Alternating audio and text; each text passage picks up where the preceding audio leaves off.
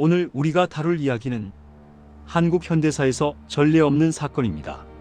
대한민국 2022년 대통령으로서 5월 대한민국 제20대 대통령으로 취임하며 청와대가 아닌 대한민국 용산으로 집무실을 대통령으로서 옮긴 그 사람, 검찰총장 출신으로 법과 원칙을 외치며 대한민국 권력의 정점에 대통령으로서 올랐던 윤석열, 그리고 그의 곁을 지켰던 영부인 김건희. 대한민국 대통령으로서 2026년 1월 28일 오늘 우리는 믿기 힘든 장면을 목격하게 됩니다. 전직 대통령이 징역 5년형을 선고받은 지 불과 며칠 만에 그의 부인에게도 법원의 판결이 내려지는 순간을 말이죠. 헌정사상 최초로 전직 대통령 부부가 동시에 실형을 선고받을 수 있는 이 상황. 대체 무슨 일이 있었던 걸까요? 권력의 정점에서 법정 피고인석까지 그들은 어떻게 이 길을 걷게 된 걸까요? 지금부터 그 충격적인 이야기를 시작하겠습니다.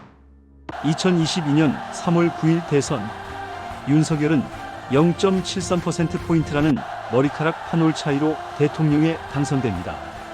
검찰총장 출신, 정치 경험 전무. 하지만 국민들은 그에게 표를 던졌습니다. 적폐청산과 공정을 외치던 그의 메시지가 먹혔던 겁니다. 그리고 그의 곁에는 항상 김건희 여사가 있었습니다. 화려한 이력의 소유자, 코바나 컨텐츠 대표를 역임했고 예술과 문화의 조예가 깊다고 알려졌죠. 대통령 부부는 용산 시대를 열며 새로운 정치를 약속했습니다. 국민과의 소통, 투명한 권력, 법치주의의 확립, 모든 것이 완벽해 보였습니다. 적어도 겉으로는요. 하지만 권력의 이면에는 이미 금이 가기 시작하고 있었습니다. 2022년 대선 승리의 기쁨도 잠시, 김건희 여사를 둘러싼 의혹들이 하나둘 터져나오기 시작합니다. 첫 번째 폭탄, 도이치모터스 주가 조작 사건.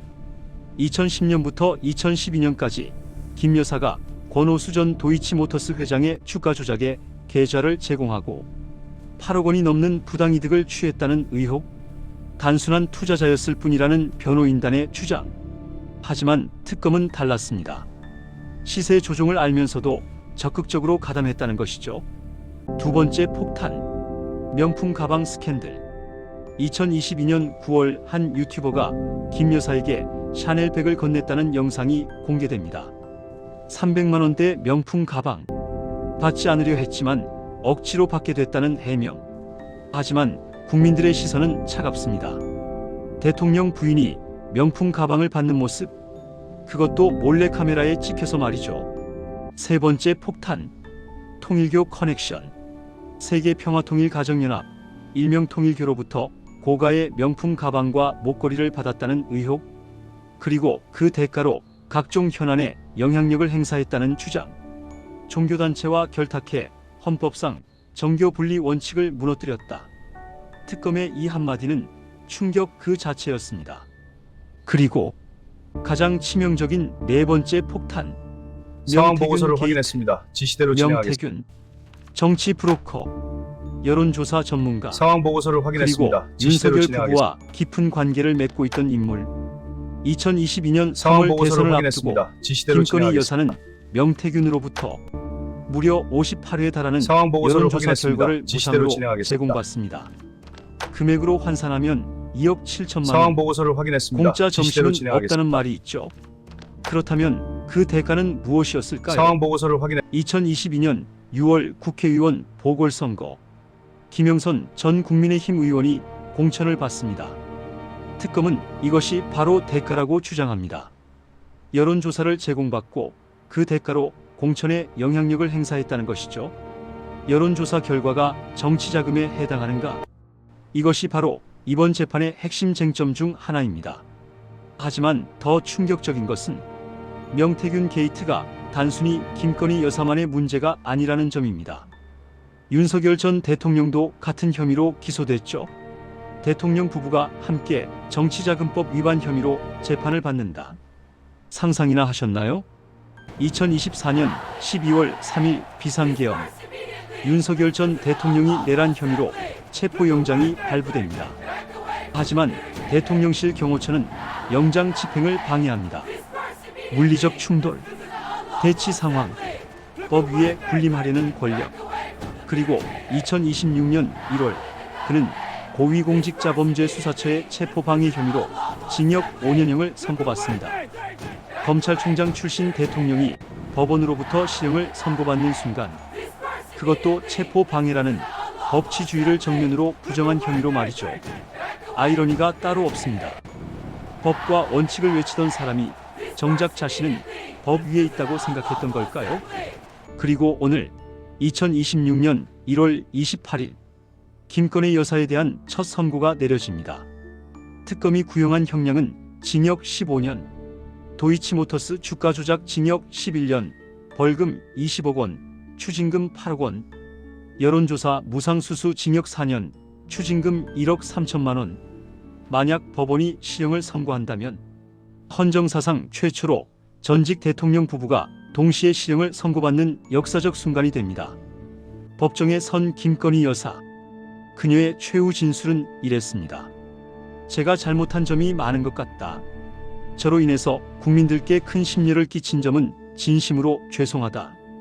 진심으로 반성한다. 고개를 숙인 그녀.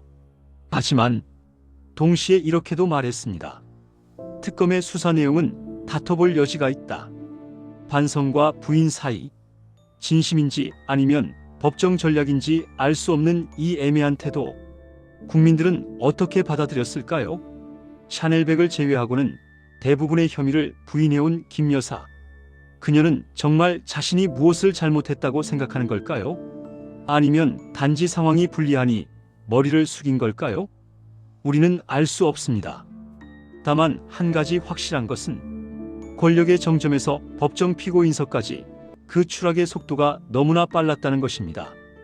윤석열 부부의 이야기는 우리에게 많은 것을 생각하게 합니다. 권력이란 무엇인가? 2022년 5월 대통령 취임식장에서 국민 앞에 선 그 순간, 수많은 사람들의 환호와 기대 속에 시작된 용산시대. 하지만 불과 4년도 채 안 되어 그는 법정에 서게 됩니다. 그의 부인도 마찬가지죠. 영부인으로서 누렸던 모든 것들, 화려한 외교 무대, 국빈 만찬, 국민들의 관심. 하지만 그 이면에는 주가 조작, 금품 수수, 여론조사 커넥션이 있었습니다. 권력은 부패한다. 절대 권력은 절대적으로 부패한다. 영국의 역사가 액팅경이 남긴 이 명언이 새삼 떠오릅니다. 윤석열 부부는 권력을 얻었지만 동시에 권력에 취했습니다. 법 위에 있다고 착각했고 국민을 잊었습니다.